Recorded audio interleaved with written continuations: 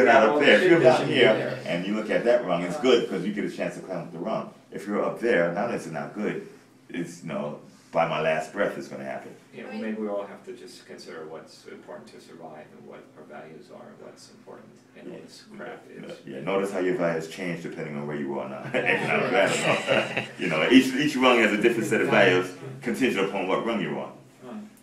But do you see that people taking that medicine, taking in that reality? I mean, not voluntarily, by force. It's going to happen by force. We all get and that's what Greece is doing. Greece is saying, we will take the needle, hypodermic, and we're going to put it in a shotgun, and we're going to blast it into Europe if you don't give us 70% haircut, and et cetera, et cetera, et cetera. So there's a common denominator there, and anybody has the power to bring those down to that level if they force the issue. Well, not anybody, but there are certain, certain entities have more leverage than other entities. But it's a very risky game, though. They can say, well, we'll just excise Greece from the EMU, which I'm not an expert on it, but I think may be illegal according to the current charter. But even if they do that, it's going to cause... Like you said, the next guy's going to default, and they said, look what Greece did. Yeah, well, there's a lot of defaulting. They're all already indebted. People think of Germany as untouchable, but Germany makes the vast majority of its economic activity from trading. Its trading partners are admittedly indebted and solvent. Asia, U.S., and the EU, with the EU being number one. Why is Germany so untouchable if everybody who they trade with are having problems? I think a big opportunity would be to take a look at the German bond and see if, due to the flight to safety, which is driving yields close to zero, like the U.S., whose yields went negative several times, may I add, if maybe people are overestimating the, stability of the German economy, considering everything around it is crumbling, and their net exporters.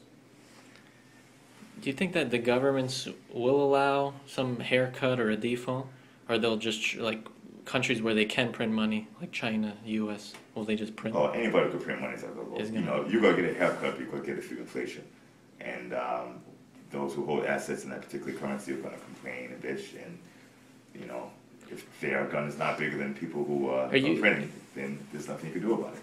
So where should you invest if you think inflation will be rampant in real estate? I don't believe inflation will be rampant. I don't think you can have rampant inflation when you have rapid deflationary value. You can have stagflation, and stagflation is a problem, because it's very difficult. You're gonna have they print more money to satisfy this need and not to get the haircut. That's got to cause inflation at some level, doesn't it? It will, possibly, but sometime in the future and no time soon. If you have asset values that are dropping in price, and you increase the monetary supply, you're not necessarily going to increase the price of the assets. The Federal Reserve and the Treasury have been trying to stimulate inflation for years now, since 2008. They can't. The reason why they can't is because if you take a look at the Case-Shiller, which is extremely optimistic compared to reality. What is it? The Case-Shiller index, which is the most popularly followed residential housing index. It's overly optimistic because in order to gain a level of stability, they strip out the volatile inputs, which are REOs, bank repossessions, investor flips, attached housing, etc. And they strip that out to create a less volatile index. But when you strip that out, those are the causes of most of the drops in pricing. And so it's overly optimistic. But if you take this overly optimistic index, if you look at it from 1800, the line looks like this, and then it spikes up like that, and it's falling about this much. At what point does it spike?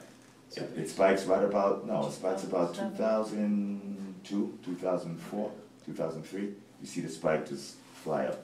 And you've had, by far, the biggest increase in price since the gold rush. And the gold rush is when you had almost free land. Everybody ran out to the west, and prices went from, 1 cent per acre to several hundred. And what we went through just now makes the gold rush look like a blip on the graph.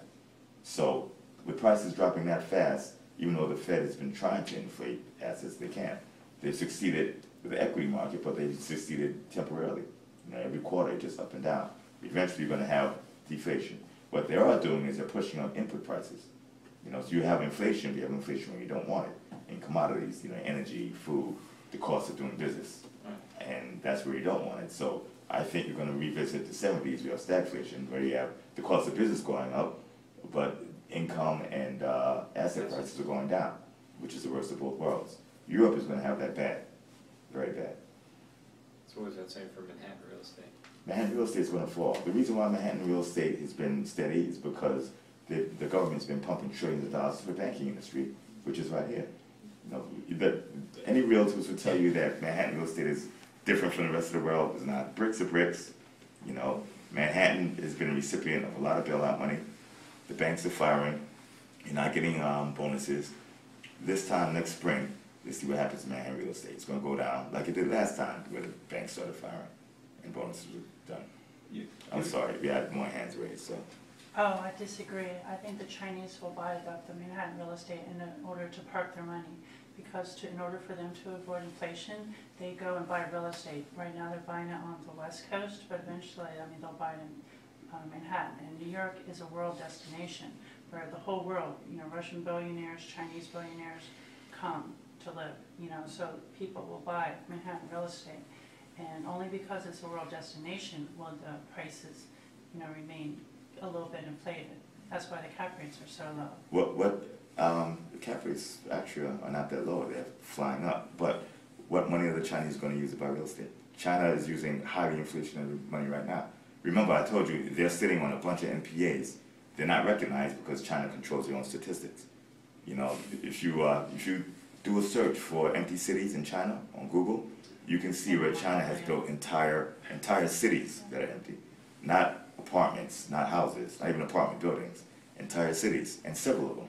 But those aren't world destinations. The Chinese want a place to park their money, and they do buy those up too. I know, but you're missing the point. The Chinese don't have the money. Currency and actual economic capital are two different things. They have currency, but they don't have the actual economic capital. They have currency that's backed by a lot of NPAs.